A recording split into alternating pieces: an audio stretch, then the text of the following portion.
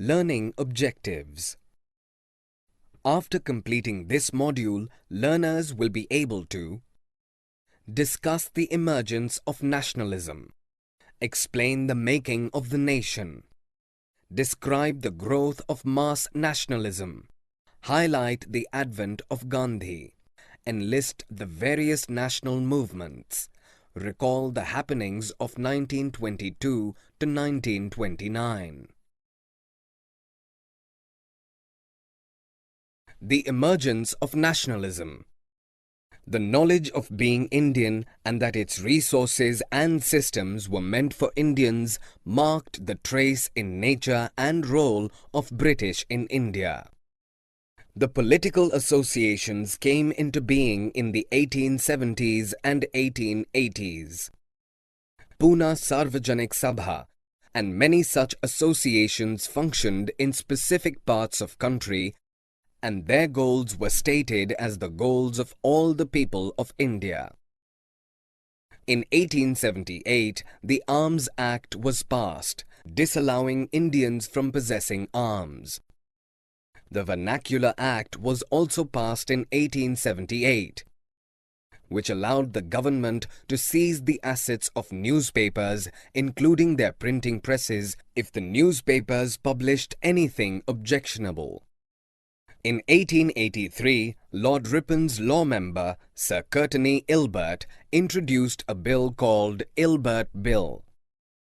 The bill provided the trial of British and European persons by Indians and provided equality between British and Indian judges in the country.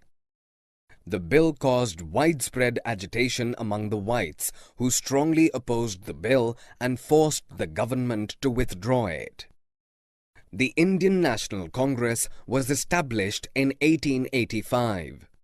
It included 72 delegates from different parts of the country, which included leaders like Dadabhai Nauroji, W.C. Banerjee, Surendranath Banerjee, Romesh Chandra Dutt, S. Subramania Iyer, Firoz Shah Mehta, and Baharuddin Tyabji. A nation in the making. In the first 20 years, Congress was moderate in its aims and methods. The Congress demanded a greater voice for Indians in the government and in administration. It also demanded the separation of judiciary from the executive, the repeal of Arms Act and freedom of speech and expression. A number of economic issues were also raised by Congress. They regarded British rule as the main reason of poverty and famines in India. The moderate leaders wanted to highlight the unjust nature of British rule. So, articles were written, newspapers were published in order to spread awareness among the Indians. Freedom is our birthright. Bipin Chandra Pal, Bal Gangadhar Tilak and Lala Lajpat Rai, popularly known as Lal Bal Pal in Bengal, Maharashtra and Punjab. They strongly criticized the policies of the colonial government. They demanded Swaraj. Tilak declared, "Freedom is my birthright and I shall have it." In 1905, Viceroy Curzon announced the partition of the biggest province of British India, Bengal, which included Bihar and parts of Orissa. The partition of Bengal aggravated people all over India. Both the moderates and the radicals protested against the partition. Large public meetings and demonstrations were organized, and this led to the birth of Swadeshi movement in India. The growth of mass nationalism. The struggle against Britain rule became a mass movement after 1919. It involved peasants, tribes, students, and women in large numbers. The First World War broke out in 1914 and altered the economic and political situation in India. India was dragged into the war, and this led to a huge rise in defense expenditure of the Government of India. The war led the British to expand their army. The government forced the people from villages in India to send their soldiers for an alien cause. The advent of Mahatma Gandhi. Mahatma Gandhi was born on 2nd October 1869 at Porbandar in Gujarat. He studied law in England and went to South Africa to practice law and stayed there for 20 years.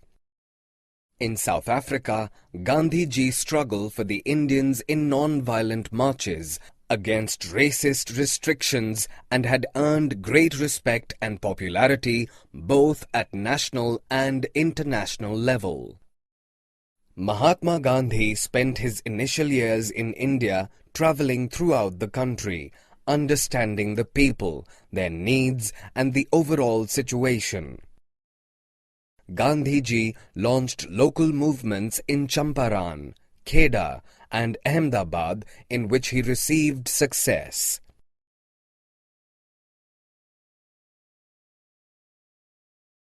The Rolat Satyagraha. In 1919, the government passed the Rolat Act and empowered the provincial government to search any place and arrest any person whom it suspected without a warrant. Gandhiji launched a satyagraha against the Rolat Act. Mahatma Gandhi and Muhammad Ali Jinnah criticized the act as devilish and tyrannical. In April 1919, a nationwide strike was launched and the government used brutal measures to suppress them. The Jallianwala Bagh massacre forced by General Dyer in Amritsar on Baisakhi Day was a part of this repression. Khilafat agitation and the non-cooperation movement. In 1920, a strict treaty was imposed on the Turkish Sultan or Khalifa by the British Empire, and the Sultan was deprived of his political powers and authority. The Caliphate movement was launched by Muhammad Ali and Shaukat Ali, who wished to initiate a full-fledged non-cooperation movement against the British under the leadership of Gandhiji and demanded Swaraj. In 1921-22, the non-cooperation movement gained momentum. Thousands of students left government-controlled schools and colleges. Many lawyers such as Motilal Nehru, C.R. Das, C. Rajagopalachari, and Asaf Ali gave up their practices. Titles given by British were surrendered and legislatures were boycotted. People lit public bonfires for burning foreign cloth.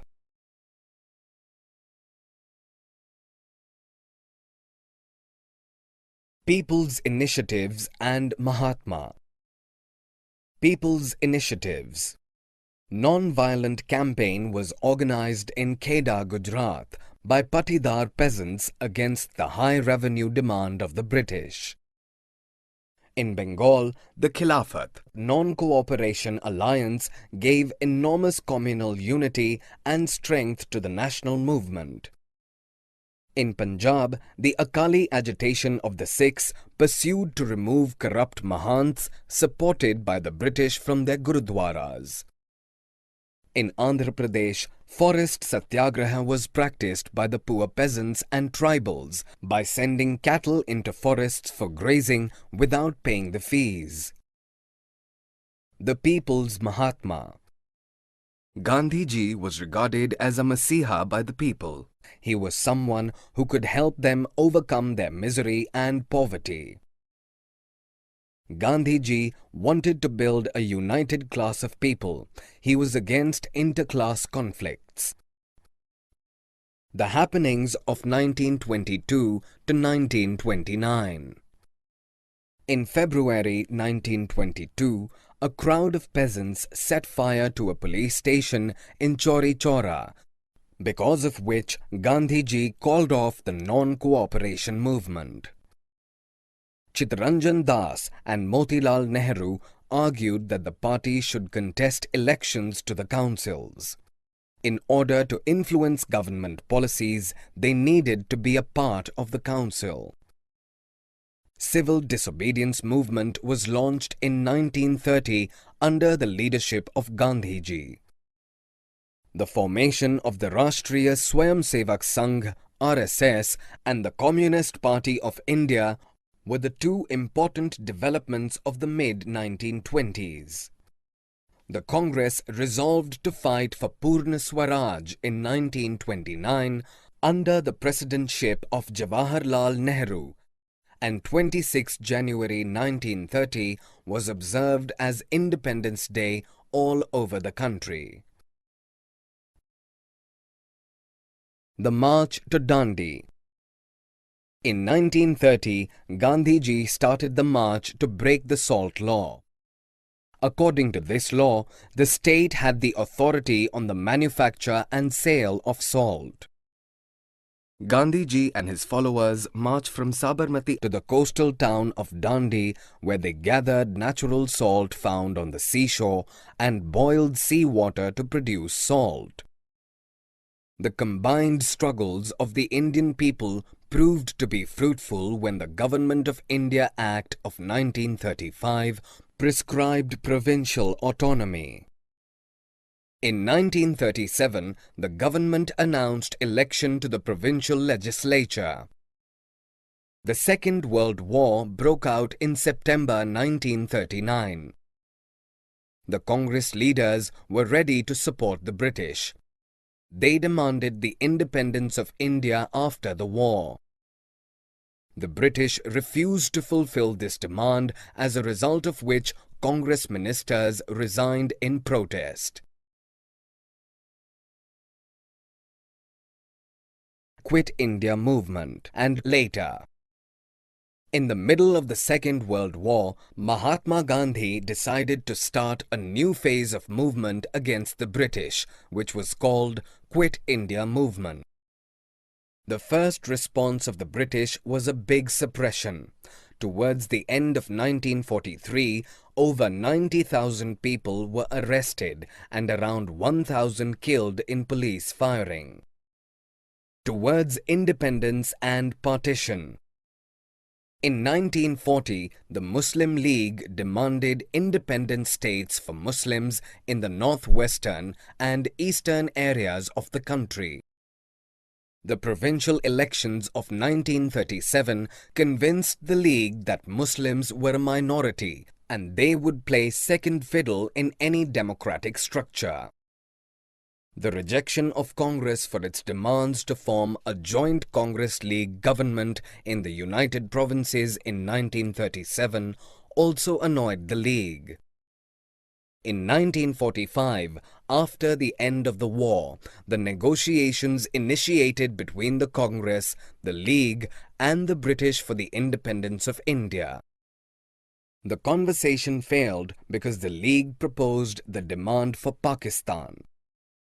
The British cabinet sent a 3-member mission to Delhi to examine this demand in March 1946. 16 August 1946 was declared as the Direct Action Day by the League.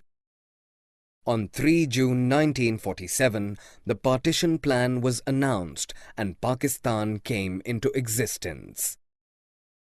The joy of our country's independence from British rule came mixed with the pain and violence of partition. Summary. Let us summarize what we have learned. The Arms Act was passed in 1878, disallowing Indians from possessing arms. The Vernacular Act, which allowed the government to confiscate the assets of newspapers, including their printing presses, if the newspapers published anything that was found objectionable. In 1883, Lord Ripon's law member, Sir Courtenay Ilbert, introduced a bill called Ilbert Bill. The early Congress raised a number of economic issues. It declared that the British rule had led to poverty and famines. Increase in land revenue had impoverished peasants and zamindars. And there was a shortage of food because of exports and grains to Europe. In 1905, Viceroy Curzon announced the partition of the biggest province British of India, Bengal, which included Bihar and parts of Orissa. The First World War broke out in 1914 and altered the economic and political situation in India.